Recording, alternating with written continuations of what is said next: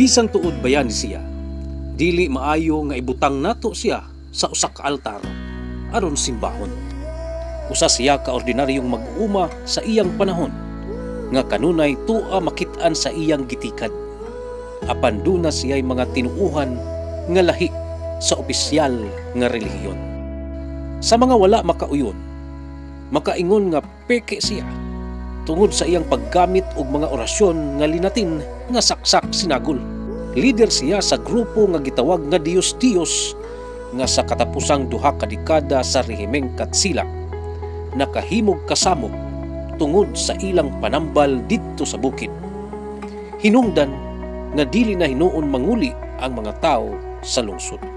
Bisan tuod sa laing probinsya, ang mga otoridad dili strikto, apan sa Leyte gisupil ni nga kalihukan kay kuno nakahimog kasamok. Gidumtan kini ni Gobernador Luis Prats sa Leyte. Mao nga gikan sa Mayo 1889 ngadto sa Mayo sunod tuig, gi-raid sa mga gwardya sibil ang mga sekretong meeting sa Diyos-Diyos.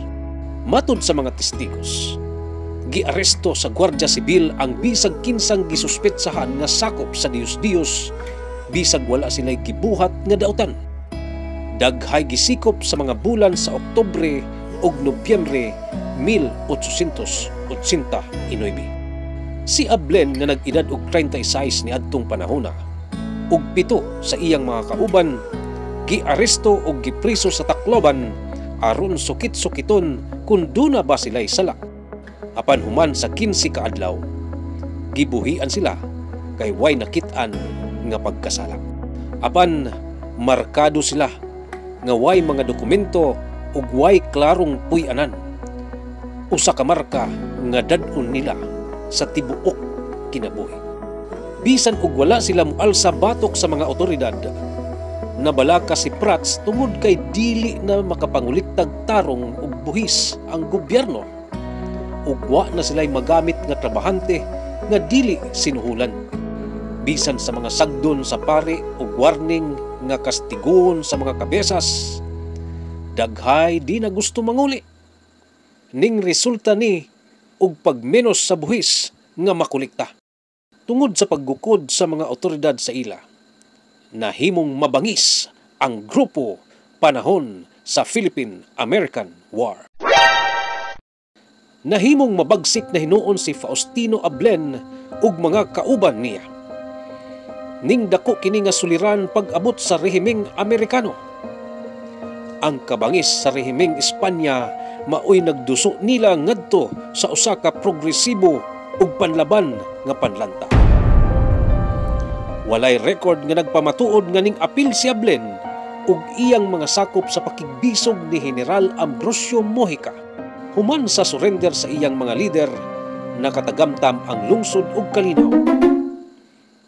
Apan sa katapusang mga buwan sa 1902, dihay bag-ong kalihukan nga ning ulbo sa biliran nga nasumpok dayon sa mga Amerikano. Apan ang mga survivor ini ning tabok ngadto sa Leyte ug nakaabot kini sa Ormoc. Dinhi miapil si Ablen ug iyang grupo. Sa Ormoc, nakatilaw og unang kapildi ang mga Amerikano batok sa mga pulahan. Human adto, sunod-sunod silang gipildi sa mga pulahan ginamit ang tag-as nilang talibong. Didto kini nahitabo sa kapatagan sa Dagami, Burawin, Pastrana ug Tabon-Tabon nga nahimo ni Ablen ang iyang political base gikan 1903 hangtod 1906. Ang mga pulahan gisuportahan sa mga mag-uuma. Ginamit ang ilang kasuheto sa kabukiran aron malipat ang mga Amerikano diha sa mga ambush. Ginganlan silag pulahan sa mga Amerikano tungod sa ilang pulang pantalon ug gamay nga pulang higot nga ilang isulob sa ilang kamot. Sa pulong ni Gobernador General Smith, ang pulahan dili kawatan o tikasan. Gani, ang kabaliktaran maoy tinuod.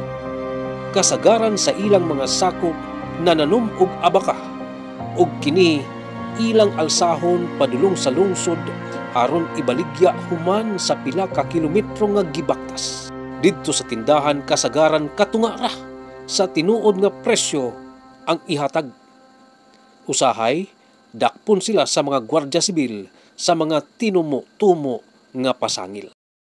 Human sa ilang pagsulong sa burawin ni adtong 1906, kumbinsido ang mga Amerikano nga dili mga bandido ang pulahan kundili usa nga puwersa batok sa kagamhanan.